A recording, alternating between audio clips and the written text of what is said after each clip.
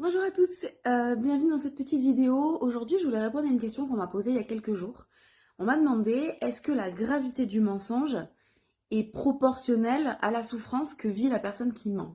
Vous n'êtes pas sans savoir que quand on utilise le mensonge dans sa vie, c'est une manière de se protéger de certaines peurs, comme la peur de blesser, la peur de décevoir, la peur de ne pas être aimé tel qu'on est. Et ces peurs se logent évidemment dans des souffrances, peuvent se loger aussi dans des traumas. Donc une personne qui utilise le mensonge pour augmenter son estime d'elle ou son image d'elle est une personne qui souffre en fait. Et donc la question m'a été posée, est-ce que la gravité, en tout cas comme on pourrait la juger du mensonge, est proportionnelle à la souffrance de la personne qui ment? La réponse est non. La réponse est non. Dans tout ce que j'ai pu voir depuis ces dernières années, j'ai pu observer des personnes qui ont une énorme souffrance, une immense souffrance, une très très forte douleur, qu'elles ressentent et qu'elles expriment avec une grande intensité et qui font des mensonges qu'on pourrait dire banaux ou stupides, des mensonges qui ont peu d'impact et qui sont que la majorité des gens pourraient classer comme étant pas importants, comme par exemple qu'est-ce que tu as mangé hier et la personne va pas dire le vrai repas ou est-ce que tu es sorti voir des amis, elle va dire oui alors que non, enfin des choses comme ça.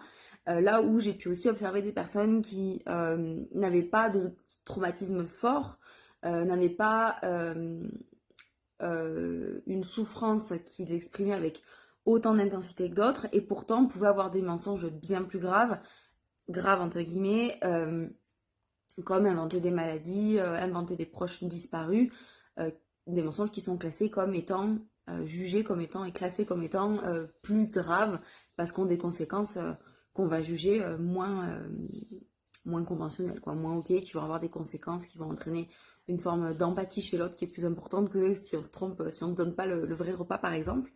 Voilà, donc moi j'ai pas vu de corrélation entre l'intensité de la souffrance et l'intensité de la gravité du mensonge. Mais vous voyez, depuis tout à l'heure, je mets des nuances, je mets des guillemets, parce qu'en fait, c'est une question de jugement.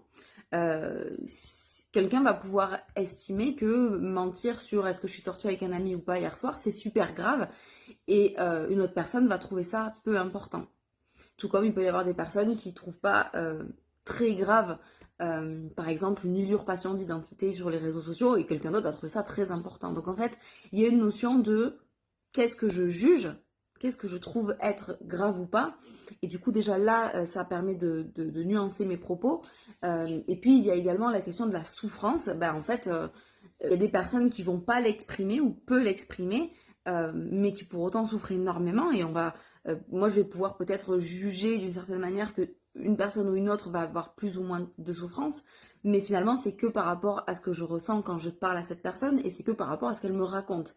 Mais on n'est jamais à l'intérieur de quelqu'un, on n'est jamais dans son cœur, dans ses blessures, dans ses pensées, dans ses tourments. On ne peut pas savoir à quel point une personne est en souffrance, peu importe ce qu'elle dit pas, montre ou montre pas. Et puis tout à l'heure, je parlais aussi des traumatismes.